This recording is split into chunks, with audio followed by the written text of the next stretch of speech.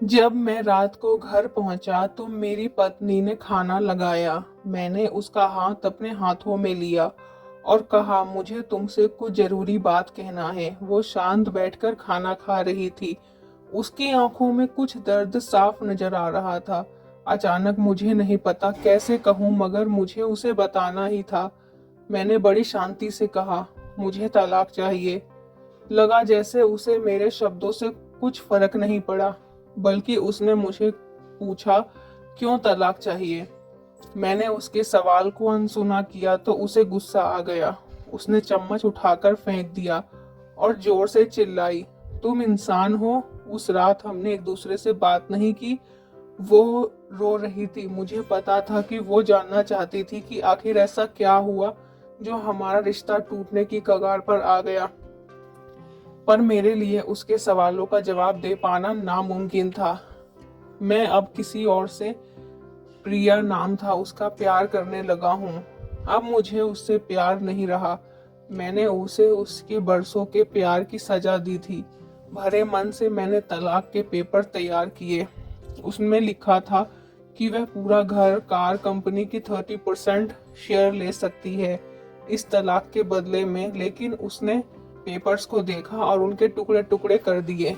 वो औरत जिसने साथ जीवन के 10 साल बिताए थे, वो आज मेरे लिए अनजान बन चुकी थी। मुझे इन 10 सालों का जो उसने मेरे लिए बर्बाद किए, मगर मैं क्या करूं।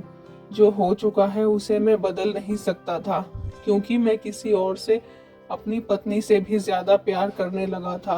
आखिरकार उसके सब्र का बांध टूट गया और वो फूट फूट कर मेरे सामने रोने लगी। मेरे लिए उसका रोना एक तरह से उसकी रिहाई की तरह था। तलाक की ये बात जो कई दिनों से मुझे परेशान कर रही थी, अब बिल्कुल साफ हो चुकी थी। अगले दिन मैं घर काफी लेट आया। मैंने देखा कि वो टेबल पर बैठकर कुछ लिख रही थी। मैंने शाम का खाना नहीं खाया था, लेकिन फिर भी मैं सीधे ऊपर जाकर अपने कमरे में सो गया, क्योंकि पूरा दिन प्रिया के साथ रहने और कई जगह घूमने के बाद मैं थक गया था। वो शायद रात को उसी टेबल पर लिखते लिखते सो गई थी। सुबह उसने तलाक देने की शर्तें बताई। वो मुझसे कुछ भी लेना नहीं चाहती थी। उसे सिर्फ तलाक से पहले 1 महीने का समय चाहिए था। उसने आग्रह किया कि इस 1 महीने में हम दोनों वही पुराना वाला जीवन जिए जितना संभव हो सके, क्योंकि आने वाले महीने में हमारे बेटे की परीक्षा है। वे नहीं चाहती थी कि हमारे टूटे रिश्ते का प्रभाव उसकी पढ़ाई पर पड़े। मुझे भी ये ठीक लगा, मगर वो कुछ और भी चाहती थी। जैसे जैसे शादी के दिन मैं उसे उठाकर अपने शयन कक्ष तक ले गया था, उसी तरह हर रोज 1 महीने तक मैं उसे शयन कक्ष से उठाकर मुख्य द्वार तक ले जाऊं। मुझे लगा ये पागलपन है, मगर इन आखिरी दिनों को थोड़ा अच्छा बनाने के लिए मैंने उसकी शर्त स्वीकार कर ली। मैंने प्रिया को अपनी पत्नी की सभी शर्तें बताई। वो हंसने लगी। उसे लगा मेरी पत्नी कितने भी तरीके अपना ले, तलाक ना होना तो तय है। मेरी पत्नी और मैं किसी से भी इस दौरान नहीं मिले थे, लेकिन उस दिन जब मैं उसे पहली बार उठाकर गेट तक लेकर गया तो हम दोनों काफी अजीब महसूस कर रहे थे। पीछे से हमारा बेटा अभी खिलखिलाकर खुश हो रहा था। अगले दिन यह काम थोड़ा सामान्य और आसान हो गया।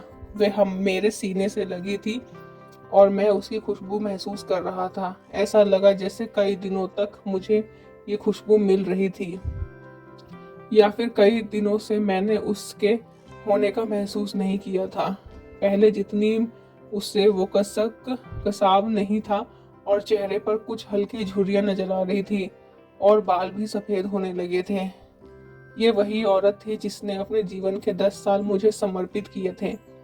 14वें दिन जब मैंने उसे उठाया तो वो पुरानी रोमांच लौटने लगी। 5वें और 6ठे दिन वो पुराना प्यार फिर जागने लगा। मैंने प्रिया को इस बारे में कुछ नहीं बताया था। अब उसे उठाना और आसान हो गया था। शायद हर रोज ये सब करने का मैं आदी हो गया था। एक दिन वह अपनी पसंद की साड़ी निकाल रही थी, लेकिन कुछ खास नहीं ढूंढ पाई। उसने सांस भरते हुए कहा कि उसके सारे कपड़े बड़े पड़ने लगे हैं। तब मुझे पता चला कि वह काफी दुबली हो गई है और इसलिए मैं उसे आसानी से उठा पा रहा था। मेरे दिल का एक झटका सा लगा। उसने अपने दिल में काफी सारा दर्द छुपा रखा था। पता नहीं कैसे मैं आगे बढ़ा और उसके सिर को छूकर देखा। अचानक हमारा बेटा आया और बोला कि पापा, ये तो मम्मा को उठाकर बाहर ले जाने का समय हो गया है। उसके लिए अपने पापा द्वारा मम्मा को इस तरह उठाकर ले जाते हुए देखना जीवन का अभिन्न हिस्सा बन गया था। मेरी बीवी ने हमारे बच्चे को बुलाया और जोर से उसे गले लगा लिया। मैंने अपना चेहरा दूसरी तरफ कर लिया। मुझे लगा कहीं मैं अपना निर्णय न बदल लूं। मैंने अपनी पत्नी को रोज की तरह उठाया और बेडरूम से सिटिंग रूम होते हुए हॉल तक लाया। उसने प्यार से अपने दोनों हाथ मेरी गर्दन के आसपास रख दिए। मैंने उसे जोर से पकड़ रखा था, बिल्कुल हमारे सुहागरात की तरह। मगर उसका इतना कम वजन मुझे परेशान कर रहा था। महीने के आखिरी दिन जब मैंने उसे उठाया तो मेरे लिए एकदम भी चल पाना मुश्किल हो रहा था। हमारा बेटा स्कूल जा चुका था। मैं अपनी कार से ऑफिस गया और कार से कूदकर बाहर आ गया, बिना कार को लॉक किए। मुझे डर था कि अब एक पल की भी देरी मेरा इरादा बदल देगी। मैं ऊपर गया। प्रिया ने दरवाजा खोला और मैंने उससे कहा, सॉरी प्रिया, अब मैं अपनी पत्नी से तलाक नहीं लेना चाहता। उसने मुझे देखा और मेरे सिर पर हाथ फेरकर कहा, तुम्हें बुखार तो नहीं? मैंने उसका हाथ हटाया और कहा, सॉरी प्रिया, अब मुझे अपनी पत्नी से तलाक नहीं चाहिए। हमारी शादीशुदा जिंदगी शायद हम दोनों के ध्यान न देने की वजह से बोरिंग हो गई थी, लेकिन इसका मतलब ये कतई नहीं कि हम एक दूसरे से प्यार नहीं करते। अब मुझे एहसास हुआ कि जिस दिन मैं उसे शादी करके अपने घर लाया था, उस दिन से जीवन के आखिरी दिन तक मुझे उसका साथ निभाना है। प्रिया के होश उड़ गए। उसने मुझे एक जोरदार चांटा जड़ दिया मेरे मुंह पर। वह रोने लगी और दरवाजा अंदर से बंद कर लिया। मैं सीढ़ियों से नीचे उतरा और आकर अपने कार में बैठ गया। आगे एक पुल वाले की दुकान पर रुका और अपनी प्यारी पत्नी के लिए एक सुंदर सा गुलदस्ता लिया। दुकानदार ने पूछा कि इस पर क्या लिखना है। मैंने मुस्कुराते हुए कहा कि मैं तुम्हें जीवन के आखिरी दिन तक यूं ही उठाता रहूंगा, मेरी अर्धांगिनी। उस शाम जब मैं घर आया, हाथों में गुलदस्ता लिए, मेरे चेहरे पर एक मुस्कान थी। मैं ऊपर अपने कमरे की तरफ भाग कर गया, लेकिन तब तक वह मुझे छोड़कर इस दुनिया से जा चुकी थी, हमेशा के लिए। वो कई महीनों से कैंसर से लड़ रही थी, लेकिन मैं प्रिया के साथ इतना खोया हुआ था कि कभी ध्यान ही नहीं रहा। उसे पता था वह जल्दी ही मुझे छोड़कर जाने वाली है, इसलिए वह मुझे और मेरे बेटे के रिश्ते को टूटने से बचाना चाहती थी। मैं नीचे उससे तलाक लेना चाहता था, लेकिन फिर भी उसने मुझे अपने बेटे की नज़रों में एक प्यारा पति और पिता बना दिया।